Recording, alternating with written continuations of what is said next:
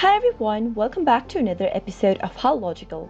In today's video, I'm going to show you how to redeem your Delta gift card. Keep watching the video till the end to learn how, and subscribe to our channel if you've not yet.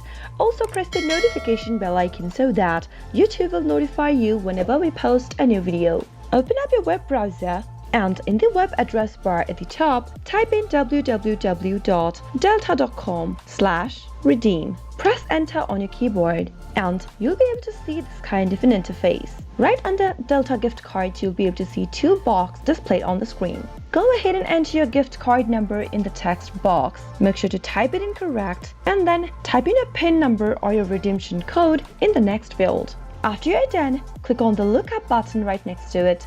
And on the next page, you'll need to enter your credentials for your Delta account in order to log into it first. Simply log into it and you'll be able to redeem your Delta gift cards quick and easy. That is how it is done. I hope you found the video to be helpful. If it was, go ahead and give us a thumbs up. Comment down in the comment box if you have a question or a feedback for us.